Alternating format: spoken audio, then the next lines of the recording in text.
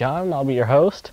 I've just got my Jora form compost tumbler in, and I just put it together, and I'm just getting ready to fill it now. I thought I'd bring out the camera and film it. I did tell you guys I was going to do a little review video on it and just tell you how I think it is, and I will be giving updates on how when the compost is finished going into this, what it looks like coming out. And I know one person that I enjoy watching thoroughly on YouTube is John Kohler from Growing Your Greens, and he stands by these things. I think he has like 2 or 3 of them in his yard, and he says that they're just freaking fantastic for making compost. So I think that this is going to do well. Now here in a minute I'm going to bring you closer to what I'm doing inside here and how the ratios I'm kind of filling up. I'm not doing anything by the book when it comes to composting. I'm doing it sort of in the guidelines of browns to greens. I don't have a excess of browns around, so I am making do with what I have. So I'll show you what I'm kind of doing with that, as well as a couple other things. So bringing in here. Alright, so what I got here is basically just some old paper clippings that I took from the house, bills, newspapers, whatever, and I took them in here, and I'm using that as my base brown source. I'm putting the browns in first so that there's a good mixture ratio, and then I'm going to be putting greens on top of this. Now I'm going to be putting food scraps on top of this, so I will go get them in a minute and put them in here, and I'll show you that when I'm adding them. Then I will be putting right here off to my side, dry grass. Now dry grass is a great carbon source along with a great nitrogen source, so it could be used for both. It has both in it, but more wet grass has more nitrogen in it, so if you wanted to use grass as a nitrogen source, you want to use more green grass than dry grass. When grass dries, it releases some of its nitrogen and makes it so it's more rich in carbons. So basically things like hay and grass like that you could use for a carbon source. Now, since it is becoming fall here, I will have some dried leaves I can use in this, but it's not really abundance in my yard. I don't have many deciduous trees around, so I have to look on other things. Things like wood chips are a thing that I am probably going to be having to buy from the store and get. There's no municipal wood chip pile around here. Everything you have to pay for, which is unfortunate. I wish that there was, but I've done some research online. I didn't find a single option for free wood chips. So one thing that isn't in short supply is free coffee grounds. That is there's tons and tons and tons of free coffee grounds here in Oregon, and all the coffee shops need to get rid of them, and they rather recycle them or have somebody go to composting than anything. So I'm going to be using lots of coffee grounds in this as well.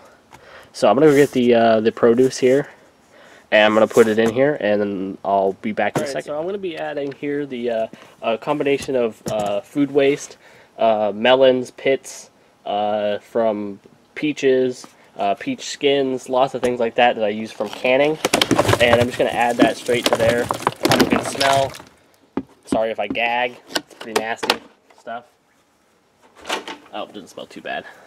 Mango pits, melons, or things like that, just regular food waste, banana peels, eggshells, things just of that nature. Coconut husks I have in there for composting, all sorts of things in that bucket. So now I'm going to add, since I added my greens, I'm going to add my browns.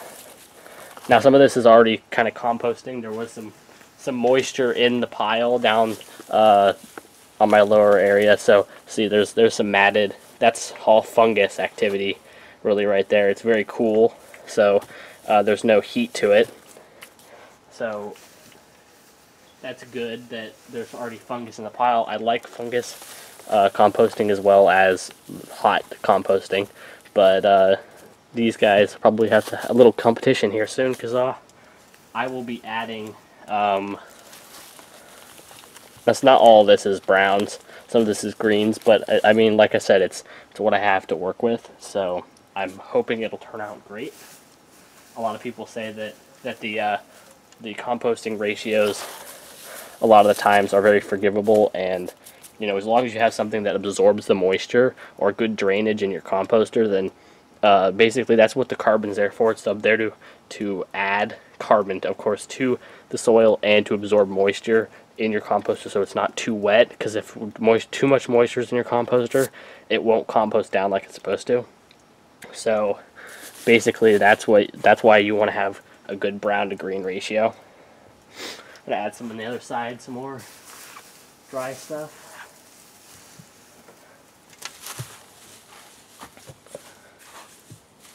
Now you don't want to overflow your composter or overfill it to the point, so I'm going to now add my coffee grounds on top of those browns.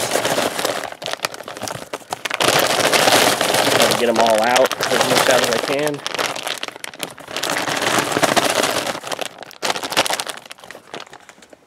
Alright, that's good. And try to spread it around. It's going to get mixed anyway, but what the hell. Open up another bag here. Probably put 2 bags each inside this guy, and then put a little bit more browns on top, and then call it good, because like I said again, you don't want to overfill this guy. So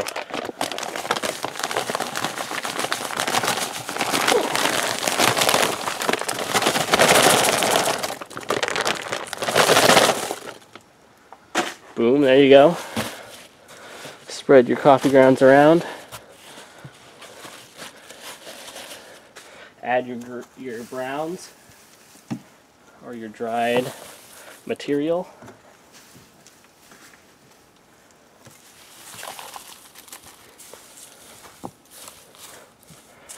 And there you go. That's how much I would put in there and fill it up. Do the same thing to the other side once I'm done. And that's what you basically do. This is basically a finished amount there. I don't think I'll go any higher than that. I could probably bring it up to maybe, you know, a little bit past or close to this this aeration hole. But there's an aeration hole on the side here for a reason. It's to keep, you know, the right air ratio coming into this thing, filling up, making sure that it's composting correctly and not being anaerobic. Anaerobic bacteria aren't necessarily bad for your garden. They're not necessarily a terrible thing, because anaerobic bacteria do help maintain pests as well as aerobic bacteria, but sometimes some anaerobic bacteria can attack your plant. So that's the reason why people try to make their compost piles as aerobic as possible, because anaerobic bacteria can have negative effects sometimes. A lot of them make alcohol as a byproduct, and alcohol is not a byproduct that you want being made in your soil. It'll kill off plants. So but as long as there's just you know, there's a few anaerobic bacteria with some aerobics, then you're gonna be fine. It's gonna balance itself out. It's gonna be a nice balanced pile. So what I'm gonna be adding before I close out the video is a little bit of biodiversity here. Now I'm gonna take this, I'm gonna fill it up with some water.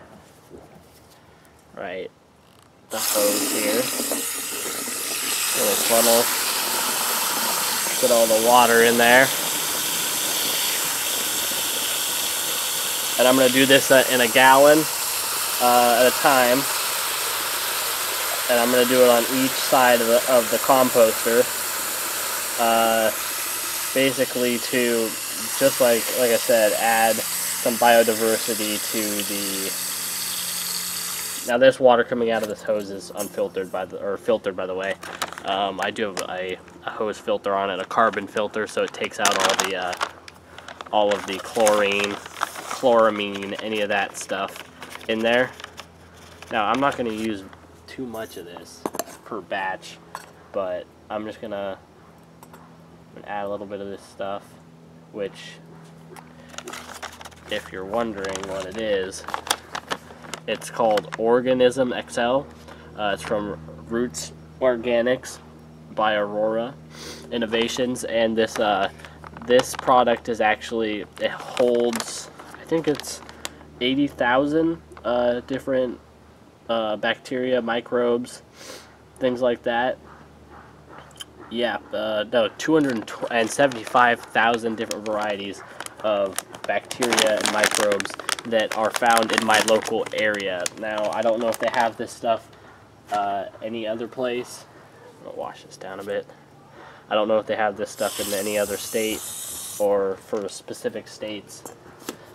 Each a product for each one, but you know, if this stuff, if you don't have this stuff, then just go ahead and get some. I think it's bukashi is what it's called, and just use some of that, guys.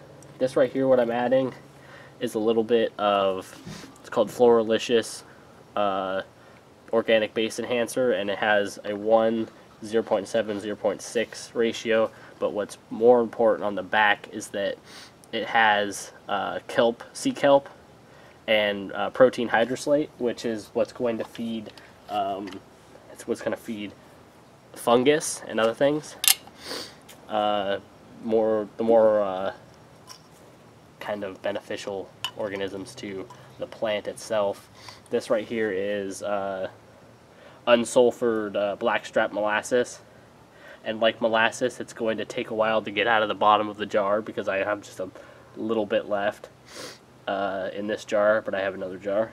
I might just go get that jar. It's going to take forever, but you know, a little bit of this goes a long way. Really don't have to overdo it with the blackstrap molasses. This is just food. The organism stuff already has food in it.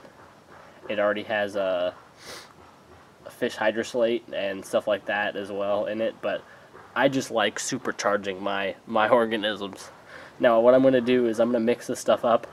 I'm going to let it sit for, I don't know, a good 20-30 minutes, and just kind of elevate to room temperature a bit and get these little guys awake. I mean, this water isn't really very cold. It's been sitting out. The water that's in the hose has been on the lawn, so it's kind of warm. So they're going to activate pretty fast. So I'm just going to let them sit out in this mixture for a little while, and then I'm going to pour it onto my one side of the composter. I'm going to do a gallon each side, so I'm going to make up another gallon of this after I shoot this little segment. So basically that's what you want to do. Screw the tide on, or screw the lid on, mix it up. It's going to look like a dark charred brown color, and that's basically it. Take the lid off after you shake it and leave it off, maybe upside down like that in the area you're going to let it sit, and you know, just let it do its thing. You don't want to have this lid on because they will produce pressure when they start to feed and wake up, and it will blow up the jug if you don't vent it. So it's just like if you're brewing a beer or wine at home, those microorganisms are going to create CO2, and they're going to blow up that jug if you don't, or your tank or your jar if you don't vent it. So just make sure you do that, guys. That's pretty much it for this part. I'll bring you to the end segment. Pretty much it, guys. This is basically kind of my compost tutorial. I did my review on this guy is that I really did like it. I liked the packaging. I liked the way it came. It was nice. It was very neat. The assembly itself took about an hour and a half to 2 hours. It did require 3 people at one point putting on these plates on the outside because they're little plate pieces, and they have to be assembled by themselves or independently. So it did take a little bit of extra moving and extra hands to do that. So all in all, I would probably give this composter 4 stars just out of the packaging and that stuff. Now, how well it composts, I'll have to review that in the future and maybe adjust its score, but I would say a solid 4 stars, solid 4.5 stars for this thing. It was worth the $380 I spent on it. it's a beast. And you can, if you wanted to, you could buy the bigger one for, I believe, $700. Yeah, and it'll compost a massive amount more than this thing will. So anyway, guys, thanks for tuning in. I hope you liked the review and the little tutorial here on making your compost. Thanks for watching, and like, comment, subscribe. See you later, guys.